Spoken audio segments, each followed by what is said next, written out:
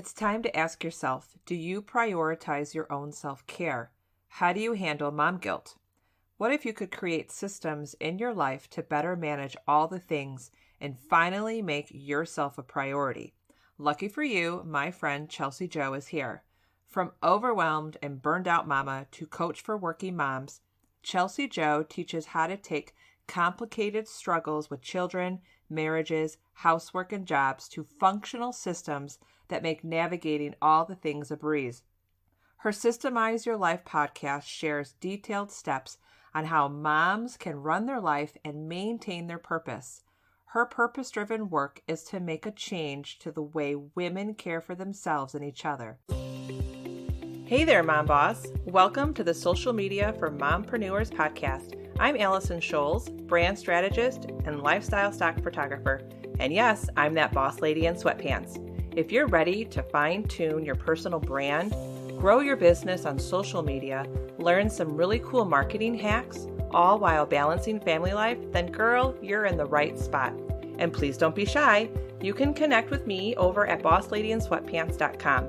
If you're ready for today's show, go ahead and hand out the kids' tablets, open those juice boxes, grab your coffee, and hide in your closet. It's time to dive in. Hey everyone, welcome back to the show. And I'm really excited about today's topic because it's a topic that we're all familiar with, but I know for a fact, especially as a mompreneur, it's a topic that we don't do enough. So I want to welcome my friend Chelsi to the show. Welcome, Chelsi. Hi, thanks for having me. Now, Chelsi, before we dive into self-care for mompreneurs, I want you to introduce yourself and tell us a bit about your business. All right. Well, thank you so much for bringing me into your community. I am so excited to be reaching more mompreneurs. My name is Chelsi, and my company is chelsijo.co, and I am on a mission to help mothers understand that they can change the current culture of motherhood by learning to care for themselves as they do everyone else and everything else in their life. So I have a podcast called Systemize Your Life with Chelsi Jo that allows other moms to have the tools and resources they need, the systems they need in their life to be able to take care of themselves as they were created to, so that they can in turn be a better mother, a better business owner, a better wife, a better friend, a better community member. So that is me and what I do in a nutshell. That's awesome. And I'm so glad that you provide that podcast because there are so many business opportunities out there and so many mompreneurs that are just striving to provide so much for their families, but they have a lot on their shoulders, right? We wear multiple hats in our lives. So let's dive in. Why do you think moms have such a hard time prioritizing their own self-care? I think this question runs really deep, and I think it is very deep rooted in the history of women. And I could go on and on and on about that, but I'm going to just bring it to modern day culture and say, I think that no one has ever taught us to do anything other than that. I don't think anyone has ever taught us to take care of themselves, to take care of ourselves. And I think now, as moms, we not only want to be moms, but we want to, and sometimes have to, contribute to our families. And so we take on work, but no one else is helping us understand how to do the work in our homes and the work out of our homes. So I think it is incredibly hard for us to see the benefit of caring for ourselves as women when we have all of these other things that have to be done. It's very hard for women to flip the script and see that if they started taking care of themselves, they would be able to do their job, to run their businesses, to create more ideas and be more effective and efficient in the work that they're bearing the weight of every day. And I love how you brought up the fact of like history of women, because I know growing up, it's like I watched my mom do it all, give. And I think women are just taught that over and over and over, to be the nurturer, to be the giver, and never be the taker. And and I feel like there's this negativity with the term taker, but we do need to take time for ourselves. So how do you handle, because here's the next thing, because we're not prioritizing self-care. because we associate it with mom guilt. And I know I'm Right. guilty of that. Like if I Mm-hmm. step away for 10 minutes and sit in my bed and just want to dive into a book, and then my youngest comes, walking in and what are you doing? There's an immediate guilt. And it's like, how do I get past that? Because he's just asking what I'm doing. He could probably Right. care less. He's just going to go do his own thing. But there's an immediate, like, I should be with you. I should be giving you something. You need my attention all the time. How do you handle mom guilt? Like that is my biggest struggle. And I know every mom out there struggles with it. We do. I struggle with it because of the schemas that I was given as a young girl, even as a woman. Even still, I was told that my place was to be a mom, that I had to learn to be a good cook, that I had to be a nurturer, that I had to do all these things. I've been told that my whole life. My mother gave up her entire life for her children. And I watched what that turned into. I saw the struggles that was. And we get this mom guilt from what other people tell us we're supposed to be doing. But the reality is that if you learn how to be efficient and effective with what you're doing, it allows time for you to take care of yourself. You don't have to feel overwhelmed by all of the work that you're doing, all the house chores, all the cooking, all the cleaning, all the relationship building, all of the fixing and all of that, and then say, well, I don't have enough time for self-care. Creating systems is how I remove my guilt. I make sure that everything that I want to accomplish every single day, my marriage comes first in that. My relationship with my creator comes before my marriage, right? And then there's my children, and then there's the gifts that I'm giving to the world and the community around me. And I've prioritized them like that. And I make sure that I have a plan written down on paper and I have a system to getting those in place every single day so that when they're done, I can relieve the guilt that everyone else says I'm supposed to feel, because I've checked those boxes that the world tells me I'm supposed to check. And guess what? Now it's time for me.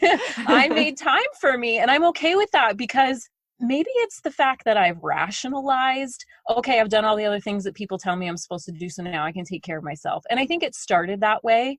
And then it eventually morphed into, wait a minute, this actually is making me be a better mom.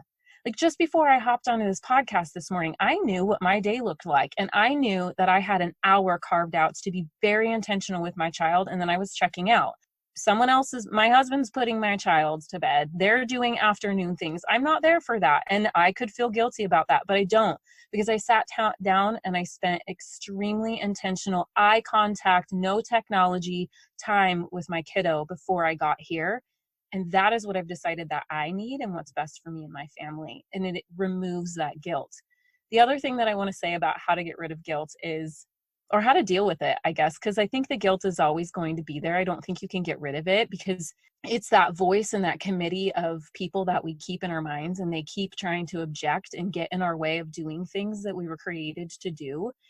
And I truly, truly believe in the gifts that women have. And I think when we hold ourselves back from obtaining them because we're so bogged down by, oh, well, what's my mom going to think when she finds out I have a job and I'm not a stay-at-home mom anymore? What's my mom going to think when I tell her I love going to work and getting away from my kids? Oh, I probably shouldn't say that in front of her. And what are the women at church going to think whenever I tell them that I do A, B, and C? And what is my husband going to say when I ask him to do dinner for me one night this week? Like all of those things, I realize that I'm worth so much more than all of those doubts that I have, and I don't have to feel guilty about it. My husband loves the woman that I am so much more when I relieve those voices and that pressure of mom guilt in my mind. Yeah, I was asked that same question on a panel once, and I feel very strongly about that question, if you can't tell. Well, and it's funny Yeah. that you bring that up about almost worrying about what other people think. And this is something that I'm working on now. I feel that women almost look for external validation for what they Mhm. do. And you almost need to flip the switch and look for internal validation. I need to Right. feel good about what I do and not worry about what my mom thinks about me not liking to cook or not cooking a 3-course meal, Monday through Every night of Sunday. the week. Right. Not me. and I felt Right. guilty for a long time, but I finally was like, I don't like to cook. It's not who I am. It would stress me out trying to make these fabulous meals, and I would be upset if my kids didn't like it. So now we just choose things that we like to eat, and once in a while maybe I'll cook, but I don't really cook anymore, and I'm totally okay with that. Yeah, I think that's a really valid point because we do want other people to notice us because we're so busy serving everyone else all the time, and so we try and do it in ways that we think are in their mind worthy of validation. And I think it just takes a little bit of tenacity to jump outside of that and explore what that's going to look like for your family. And women, all of you mompreneurs are going to see and you're going to realize that once you venture out into the world of what you think everyone else wants you to be doing, and you just give yourself a week even to say, screw the mom guilt, let's try something different. You're going to realize that you don't actually feel all that guilty because the internal validation is so real. You're going to start feeling so much better about the woman that you are, about the business that you're putting your time and energy into, and it all makes it so worth it. So let me ask you, Chelsea, what is the number one way you believe moms can begin to really care for themselves? Because it's so easy to say, oh, make time for yourself, self-care. And we know that. But what is that first step to get there? I think the first step for sure to getting there is a hard look at what is not working in your life right now.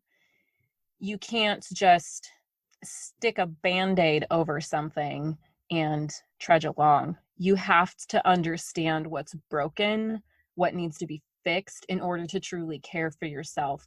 There's a kitschy kind of cool way to talk about self-care right now, and self-care is important, and it can look like a bath, and it can look like a facial scrub, and it can look like a massage and getting your nails done. But I truly believe that in order for women to start caring for themselves, they have to sit down and look at what's not working in their life, so that way they can build on how to fix it and how to start caring for themselves. Ooh, I love that. That was really good. And I want to go back to something you said earlier when we talked about mom guilt, because you talked about creating systems. And I'm sure we have a lot of listeners go, oh, creating systems. What does Chelsea mean by that? So can you give us maybe one or two examples of what systems that you've put in place that has helped you incorporate more self-care for yourself?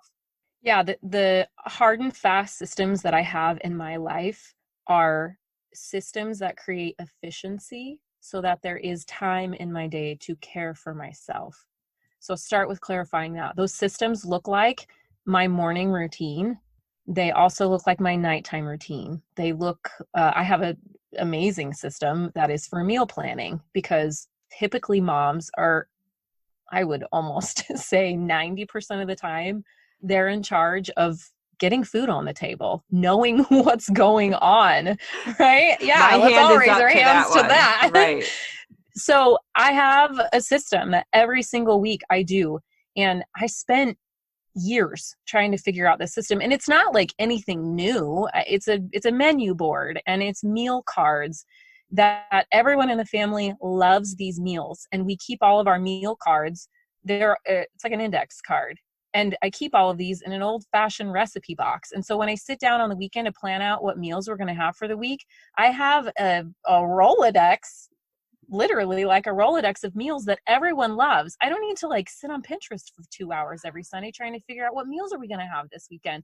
I pull a card out of my recipe box and I stick it on Monday night, the clip on Monday night, and I have Monday through Sunday every week. And then on the back of that card is all the ingredients that you need to make that meal. So then there comes your grocery list, and you literally go to the grocery store, you get your meals, you come home, you put it in the fridge, right? So these are the systems that I have in place so that I'm not working so hard to do things that could be incredibly simple. Yeah. I'm stealing that idea, Chelsea, because I am one of those moms that sits down and says, okay, We have nothing for dinner. I need to go to the store. And I do. I sit on Pinterest for 2 hours and I go, ooh, that looks good.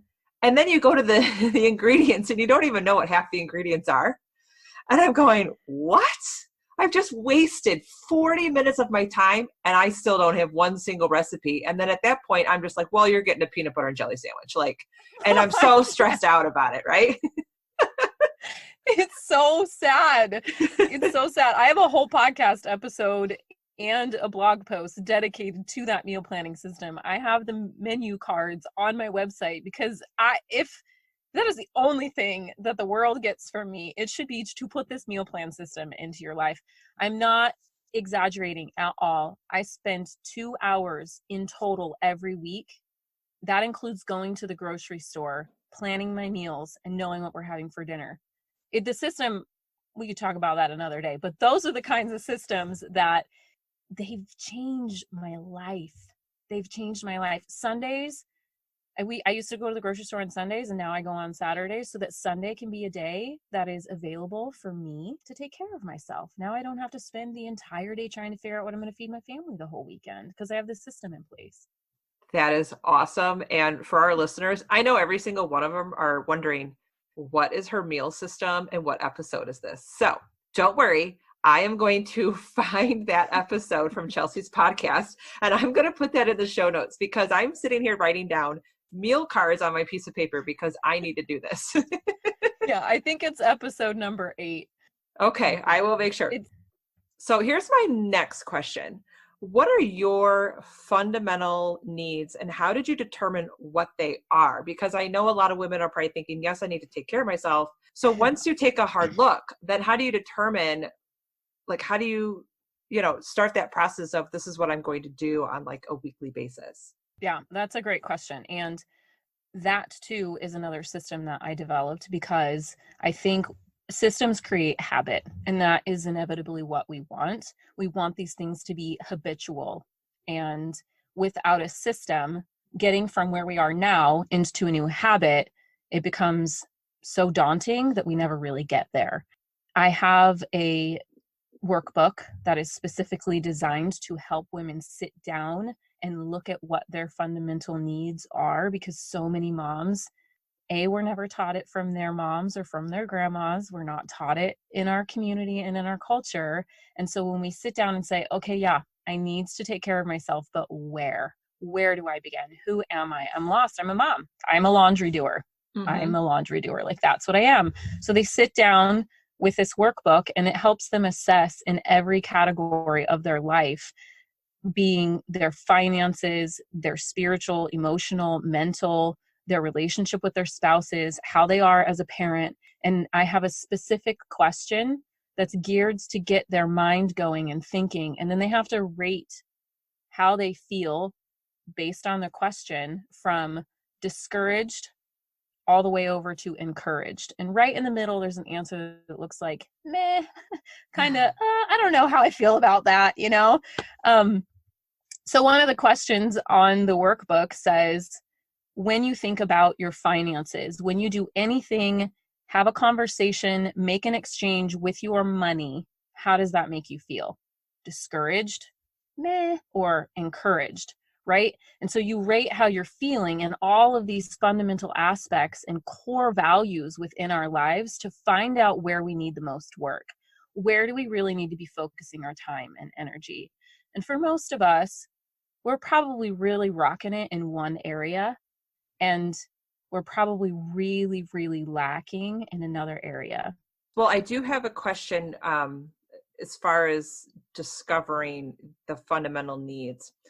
Do you find when you work with a lot of mompreneurs that women get stuck on beginning their self-care process because they have an issue with their own self-worth? I do. I think that they avoid these hard questions because they're hard questions. They make you grapple with the reality of what you're doing in your life. And not all, but I know a lot of women choose to get lost in their work and spend a lot of their time there. And that's not gender-based. I think men do the same thing. But I do believe that mompreneurs, because of how hard it is to be responsible for children and a home and have a job, they really like getting lost in work because it's hard to figure out how they're going to meet the needs of all the demands that are placed on them every single day. And knowing that there's value in who you are and who you were created to be just as you are, and you're allowed to start there. You're allowed to grow incrementally, little teeny tiny steps day by day. You're allowed to do that. You don't have to be encouraged in every aspect of your life from the very get-go. You're allowed to start from ground zero. And that's what I tell moms. It's okay that you're starting here. It's okay that you're 40 and you're starting here. It's okay that your kids are in junior high and you're starting here. It's better than being 50 and starting here, you know? I do see that these are hard questions for women that have never taken the time. And I just would encourage you to do it anyway.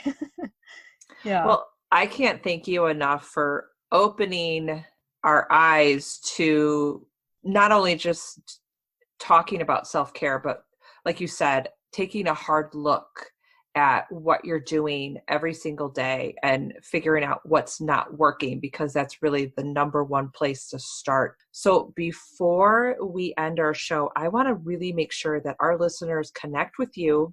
Make sure they listen to the meal planning episode, and I want them to get their hands on this workbook. So where can they find you? You can find me at chelsijo.co. You can also find me on Instagram at chelsijo.co. And my links are all in my Instagram bio. You can find my workbook there, and it's a free download. It will help you establish the fundamental needs that you should be putting in your life every single week. That's how I established mine. That's how I know what I need to do every week to care for myself. And you can absolutely have that in your life too. So come over to Instagram, hang out with me. Thank you for tuning in today. If you loved today's episode and walked away with value, then please head over to iTunes, social media for mompreneurs, and leave a review and subscribe to the channel. This would make my day. And don't forget to connect with me on Instagram at Allison Scholes, or grab some freebies over at bossladyandsweatpants.com. Take care. I'll see you next time.